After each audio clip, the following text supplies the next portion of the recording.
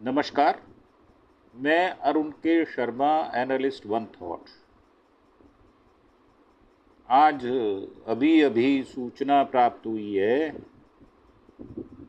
कि इज़राइल का ईरान पर फिर अटैक हुआ है और ये दावा किया गया है कि सैकड़ों सैनिक मारे गए हैं और तेहरान में चुनिंदा इमारतों पर बम भी गिराए गए हैं और सीरिया में अमेरिकी सैन्य अड्डों पर हमला किया गया है। अब ये एक किस्म से सीरीज़ जैसे होता है, ये चल पड़ी है, जिसका नाम है इज़राइल ईरान जंग। अब ये क्योंकि सूचना अभी आई है, तो इज़राइल ने ईरान की राजधानी तेहरान में सोमवार को रिहायशी इलाकों पर हमला किया है। हमले के बाद धुआं उठता दिखाई दिया है। तो उससे पहले कि आप धुएं को देखें, आपसे एक रिक्वेस्ट कर दें कि आप हमारे चैनल अरुण के शर्मा एनालिस्ट वन थॉट को प्लीज़ सब्सक्राइब अवश्य करें। जब तक आपका सब्सक्रिप्शन ढेरों ढेर नहीं आता तो उत्साह मिलता नहीं है। तो आपसे प्रार्थना है, अगर आपको अच्छी, ऑथेंटिक और ठीक सूचनाएं चाहिए तो आप हमारे चैनल को सब्सक्राइब अवश्य करें। तो अब बात करते हैं मुद्दे की। तो इज़राइल ने सोमवार दोपहर जो है ईरान की राजधानी तेहरान में ईरानी सेना की unit Islamic revolutionary guard corps को IRGC से जुड़े ठिकानों पर हमले किए हैं। इसमें सैकड़ों सैनिकों के मर जाने का दावा किया गया है। इजरायली सेना ने बताया कि उसने तेहरान के एवन जेल, जहां पर जो ड्रेडेड रखे जाते थे उग्रवादी या जो जासूसी करते थे, उनको रखा जाता है। इजराइल डिस्ट्रक्शन घड़ी IRGC के बासिज फोर्स के हेडक्वार्टर। बासिज फोर्स वो फोर्स है जो आयतुल्ला खुमैनी की स्वयं की बनाई हुई है और उनसे निर्देश सीधे प्राप्त करती है। और इंटरनल सिक्योरिटी हेडक्वार्टर को टारगेट किया गया है। इससे पहले इजराइल ने ईरान के फोर्डो न्यूक्लियर साइट पर हमला किया था। ईरान की तस्नीम न्यूज़ एजेंसी ने बताया है कि हमला ठीक उसी जगह किया गया है जहां रविवार को अमेरिका ने बस्टर बम गिराए थे। यानी कल भी हमला किया और आज फिर से हमला किया। दूसरी तरफ सीरिया के हंसका प्रांत में एक अमेरिकी मिलिट्री बेस पर हमला हुआ है।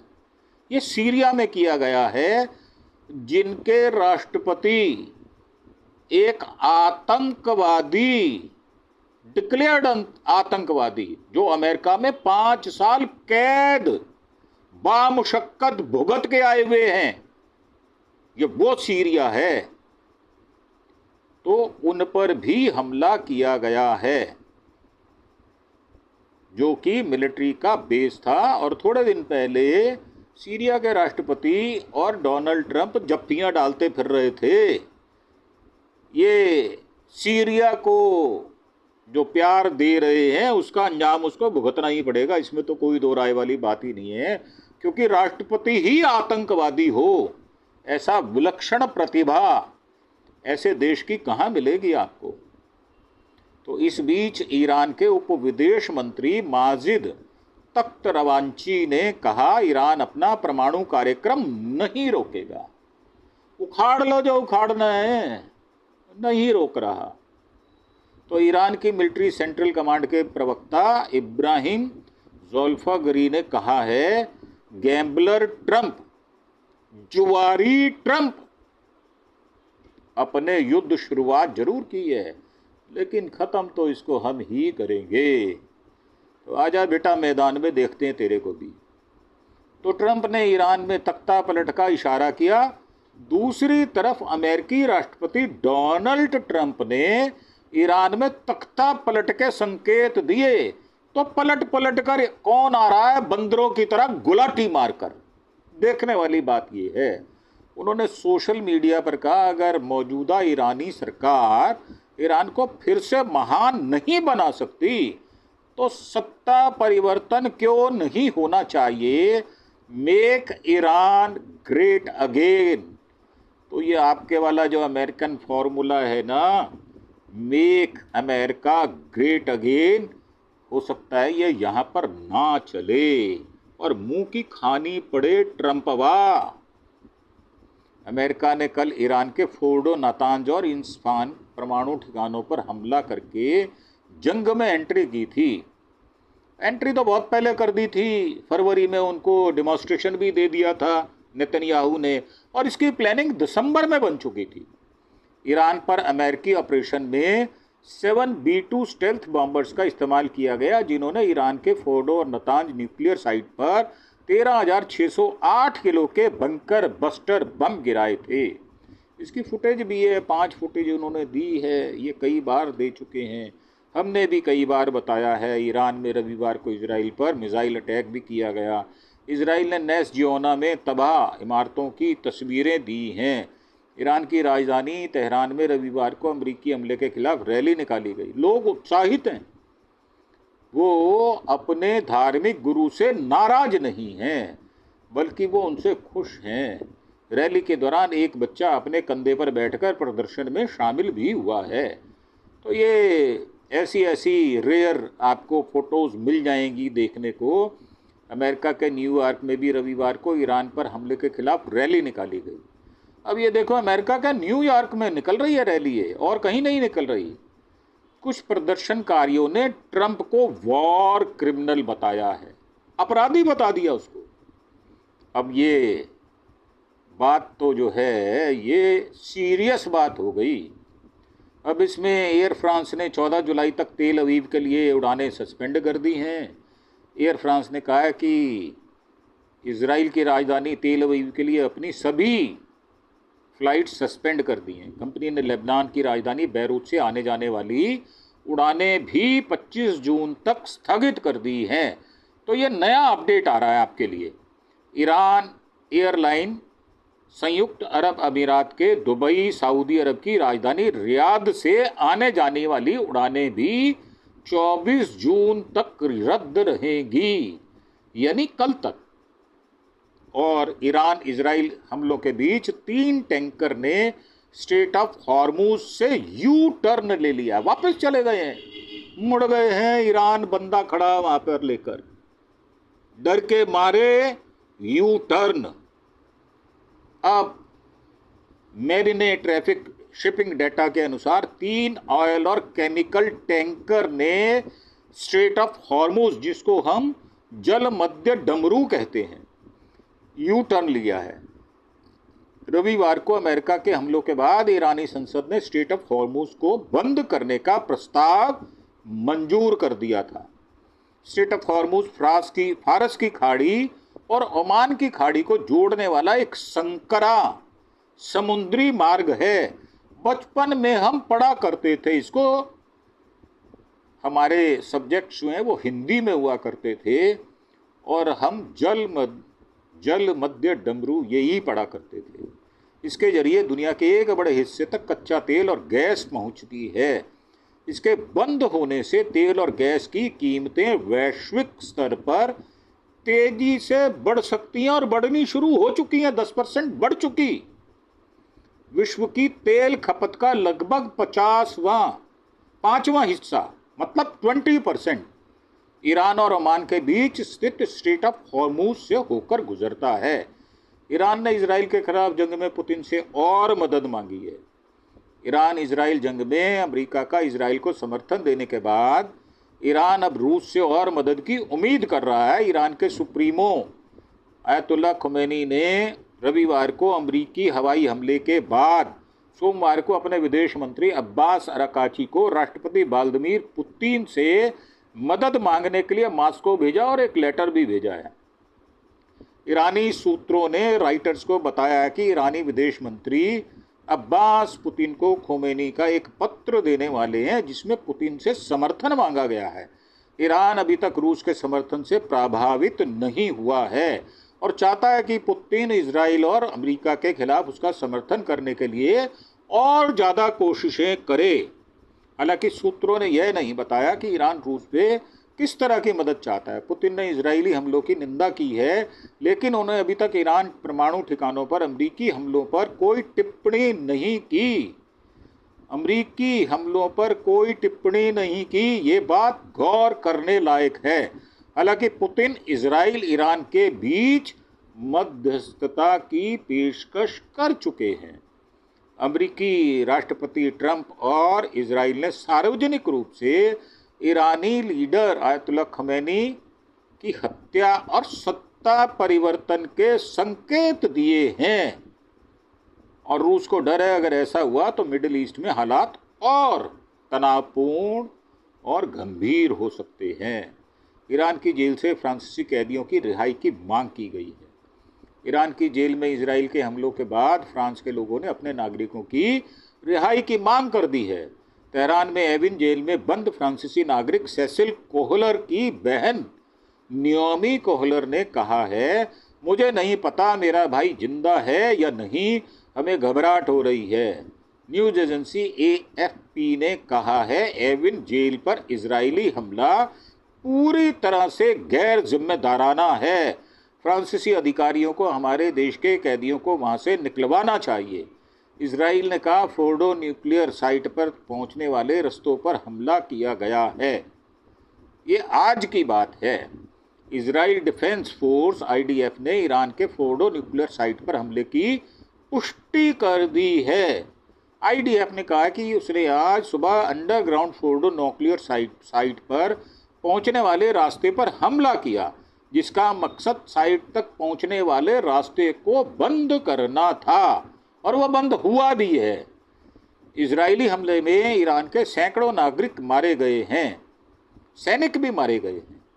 ईरान ने इजराइल के सबसे ताज़ा हमले में सोमवार को ईरानी सेना की unit Islamic revolutionary guard corps IRGC के सैकड़ों सैनिकों को मार दिया गया है। इजराइल के एक अधिकारी ने द जेरूसलम पोस्ट को बताया कि इजरायली सेना ने तेहरान में कई ठिकानों को निशाना बनाया जहां पर इन सैनिकों की मौत हो गई है। जिन ठिकानों पर हमले हुए उनमें IRGC के बासिज फोर्स का headquarter, internal security headquarter, Evin jail, Israel destruction घड़ी शामिल है। अब ये ईरान की राजधानी तेहरान के फिलिस्तीन स्क्वायर में लगी हुई है। इस घड़ी को, डिजिटल घड़ी को अप्रैल 2021 में ईरानी अधिकारियों ने लगाया था। इसमें साल 2040 तक का काउंटडाउन लगा हुआ है। यह घड़ी 2040 में अपने आप चलना बंद हो जाती। यह घड़ी ईरान के सर्वोच्च नेता खुमैनी ने 2015 में दिए उस बयान के बाद तैयार की थी, जिसमें उन्होंने कहा था इजराइल 25 साल के भीतर ख़त्म हो जाएगा। तो आज 2025 है, अभी 15 साल बाकी हैं। तेहरान ने फिलिस्तीन स्क्वायर में लगी इजराइल डिस्ट्रक्शन घड़ी की फाइल फ़ोटो भेजी है। ये ऑलरेडी जो है ये गूगल पर मिल जाएगी। इजरायली सेना से जुड़ी कंपनी पर ईरान का साइबर हमला भी हुआ है। एक ईरानी हैकटिविस्ट ने ग्रुप ने बताया है और दावा किया है कि उसने इजराइल की सेना के साथ काम करने वाली एक एल्युमिनियम कंपनी पर साइबर अटैक किया है। उनका कहना है कि इस हमले के जरिए उन्होंने इजराइल के कुछ प्रमुख सैन्य और परमाणु ठिकानों की जानकारी मिली, जिन्हें अब भविष्य में हमलों के लिए संभावित टारगेट माना जा रहा है। इससे पहले भी ग्रुप इजरायली कम्युनिकेशन सिस्टम को नुकसान पहुंचाने का दावा कर चुका है। इजराइल ने ईरान की बदनाम जेल पर हमला किया है और ये बदनाम जेल है ईवन पर हवाई हमला किया। यह जेल राजनीतिक कैदियों के लिए जानी जाती है और अक्सर दोहरी नागरिकता वाले लोगों को यहाँ रखा जाता है। ईरान इसका इस्तेमाल पश्चिमी देशों के साथ कैदियों की अदला बदली के लिए भी करता है। इस हमले में कितना नुकसान हुआ या कितने लोग हताहत हुए, इसकी पुष्टि फिलहाल नहीं हो पा रही। तेहरान ने इजराइल की ओर से जिन जगहों पर हमला किया गया उनमें एविन जेल के अलावा Islamic revolutionary guards corps IRGC के बासिज फोर्स का हेडक्वार्टर, हमने पहले भी बताया, ये इंटरनल सिक्योरिटी यूनिट और फिलिस्तीन स्क्वायर शामिल है। अब ईरानी अधिकारियों ने 7 अप्रैल 2021 में सार्वजनिक रूप से इजराइल के विनाश की घड़ी लगाई थी। अब घड़ी लगाई थी, अब झड़ी लगा रहे हैं।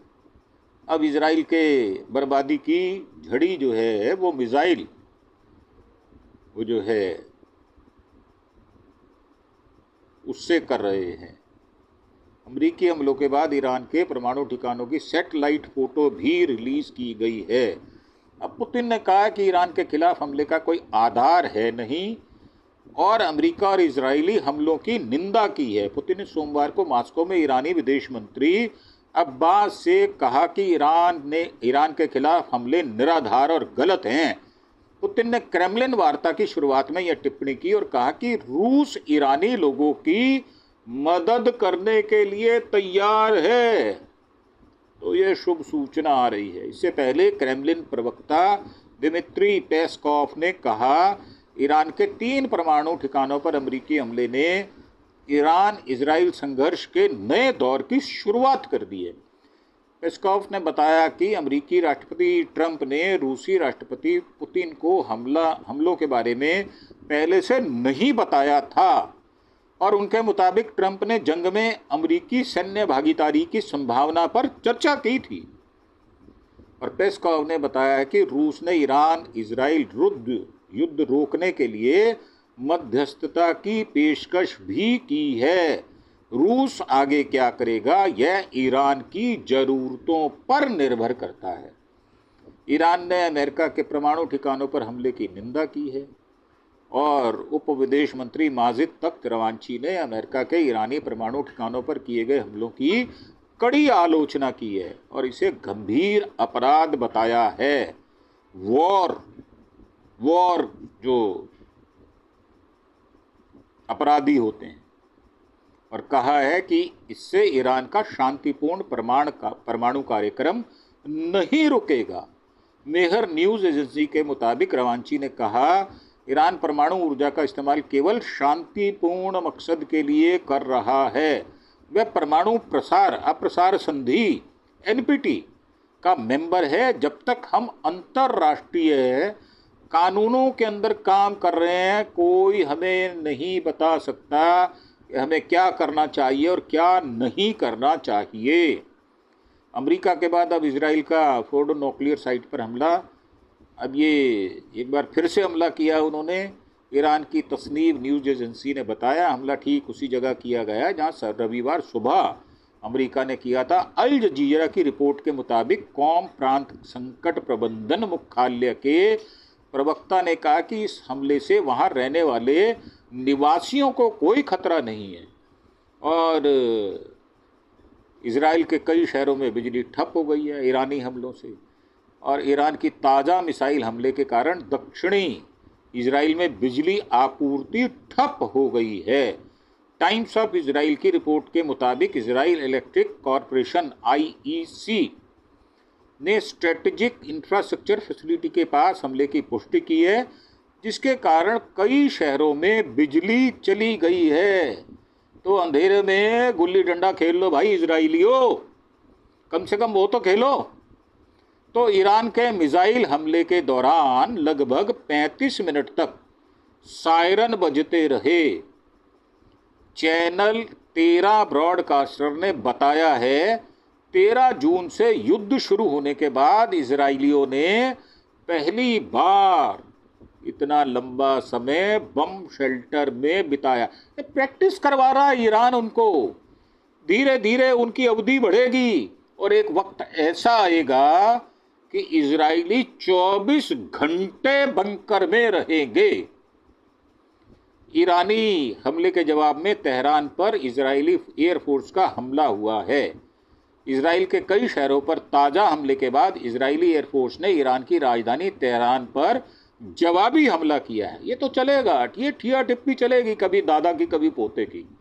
आईडीएफ ने बताया है इजरायली एयरफोर्स ने तेहरान में ईरानी मिलिट्री ठिकानों पर हमले शुरू कर दिए। अभी तक किसी के हताहत होने की कोई खबर नहीं है। न्यूज़ रिपोर्टों के अनुसार ईरान के रेड क्रीसेंट हेडक्वार्टर को निशाना बनाया गया है। अब ईरानी सेना ने कहा कि इजराइल के 5 शहरों पर रॉकेट हमले किए हैं। अब ये तस्नीम समाचार एजेंसी ने इस्लामिक रेवोल्यूशनरी गार्ड कॉर्प के हवाले से बताया है इजराइल पर ताज़ा हमले में अब तक 5 शहरों को टारगेट किया गया है, जिनमें सफ़ेद, तेल आवीव, अश्कलोन, अशदोद, बैसन शामिल है। अब ये डिफेंस सिस्टम को भेदने के लिए इन शहरों पर सॉलिड और लिक्विड फ्यूल मिसाइलों की मदद से मिसाइल और ड्रोन हमला किया गया था।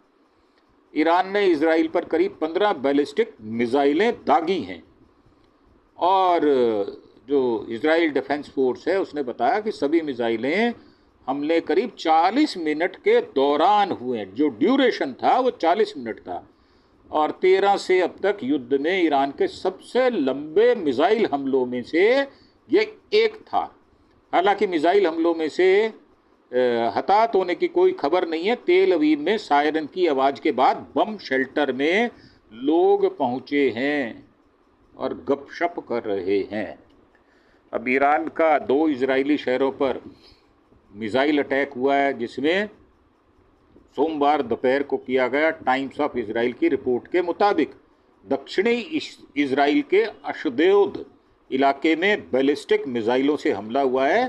रेस्क्यू टीम इलाके में काम कर रही है।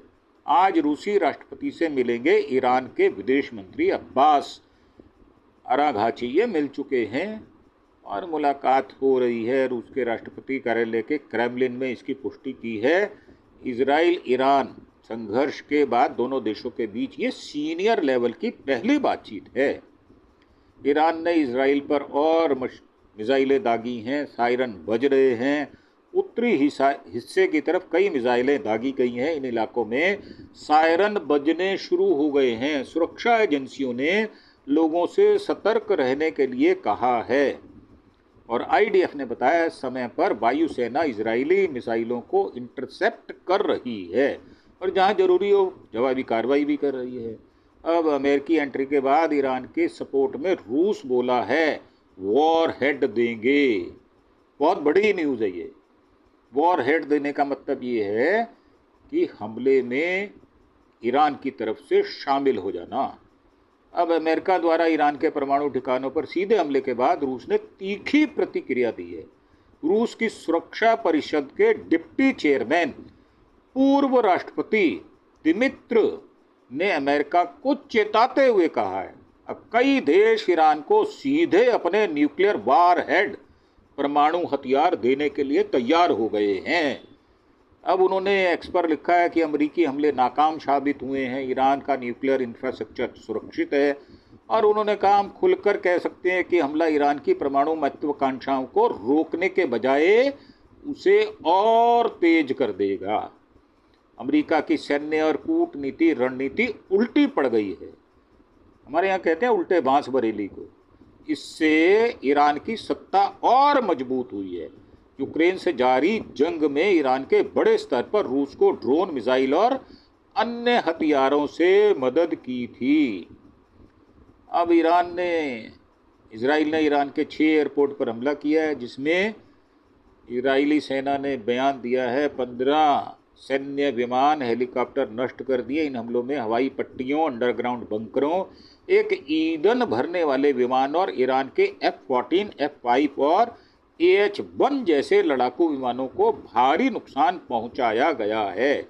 अब ये शहर हैं तबरीज़ है, तेहरान है, मशहद है, हमदान है, इस्फहान है, देशफुल है। तो ये हार्मीज़ ड्रोन गिराए गए हैं इजराइल में, ये ईरान ने गिराए हैं। पश्चिमी इलाके में इजराइल के हार्मीज़ ड्रोन को मार गिराया है। इजरायली सेना ने भी इसकी पुष्टि की है। एक बयान कर आईडीएफ ने बताया सुबह ईरान के पश्चिमी इलाके में खुरमाबाद के एक ड्रोन मारा गया है। ईरानी मीडिया ने दावा किया है यह ड्रोन हार्मिस मॉडल का था। पिछले हफ्ते भी इस्फहान में इजरायली एक हार्मिस 900 UAV मार गिराया गया था और ईरान ने कहा कि अमेरिका ने गुनाह किया, इसको जवाब अवश्य मिलेगा। ईरान ने अपने न्यूक्लियर ठिकानों पर हवाई हमलों के बाद अमेरिका को जवाब देते हुए चेतावनी दी है। ईरान के नए chief major general Amir Hatami ने कहा है, हर बार अमेरिका ने ईरान के खिलाफ अपराध किया है, उसे मुंह तोड़ जवाब मिला है और इस बार भी वही होगा। इजरायली सेना ने बताया कि उसके लड़ाकू विमानों ने ईरान के करमान शाह प्रांत में सैन्य इंफ्रास्ट्रक्चर को निशाना बनाकर हमले किए। सेना की ओर से जारी बयान में कहा गया है कि इस समय करमान शाह क्षेत्र में ईरानी सैन्य ढांचे पर हमले कर रहे हैं और इजराइल के तेल अवीव में भी ये हमले किए गए हैं। ईरान ने इजराइल के लिए जासूसी के आरोप में एक व्यक्ति को फांसी दे दी है, ये हमने सुबह भी बताया था और ये जानकारी ईरान की समाचार एजेंसी तस्नीम ने दी है। ये 2023 में आखिर में गिरफ्तार किया गया था और इसको कल फांसी दे दी गई। ईरान पर हमले के लिए भारतीय एयर स्पेस का दावा जो है वो फेक है। ईरान पर हमले के लिए भारतीय एयर स्पेस का दावा फर्जी निकला है। प्रेस इन्फॉर्मेशन ब्यूरो ने फैक्ट चेक कर सोशल मीडिया पर हो रहे ऐसे तमाम दावों को फर्जी करार दिया है और नॉर्थ कोरिया ने ईरान पर अमेरिकी हमले की निंदा कर दी है। नॉर्थ कोरिया ने सोमवार को ईरान पर अमेरिकी हमलों की निंदा की है। विदेश मंत्रालय के प्रवक्ता ने कहा है, अमेरिका और इजराइल जानबूझकर मिडल ईस्ट में तनाव भड़का रहे हैं। अंतर्राष्ट्रीय समुदाय को इस गंभीर स्थिति को नज़रअंदाज नहीं करना चाहिए। मंत्रालय ने मांग करते हुए कहा है कि अमेरिका और इजराइल की सैन्य आक्रामकता की कड़ी निंदा की जानी चाहिए। अंतर्राष्ट्रीय मंचों पर इसके खिलाफ कार्रवाई होनी चाहिए। तो ये थी हमारी आज की रिपोर्ट। अभी इसमें थोड़ी और बाकी है, परंतु उसको अगले एपिसोड में लिया जाएगा। चीन ने कहा है, ईरान के न्यूक्लियर ठिकानों पर अमेरिका के हमले से उसकी अंतर्राष्ट्रीय विश्वसनीयता को नुकसान पहुंचाया है। बीजिंग ने चेतावनी दी है, यह स्थिति काबू से बाहर जा सकती है।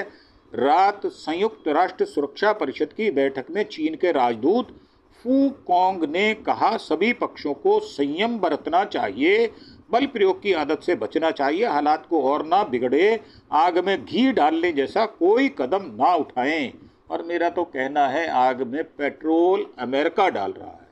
तो इसी के साथ आपसे विदा लेते हुए एक बार फिर से आपसे प्रार्थना कि आप हमारे विचारों से कितना सहमत और असहमत हैं, नीचे कमेंट बॉक्स में जाकर अपने विचारों को जरूर लिखें।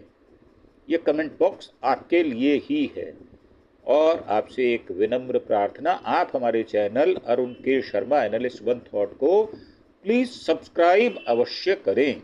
आपका एक सब्सक्रिप्शन हमें हिम्मत और दिलेरी देता है और हम कई जगह से इन्फॉर्मेशन इकट्ठी करके आपके सम्मुख प्रस्तुत करते हैं।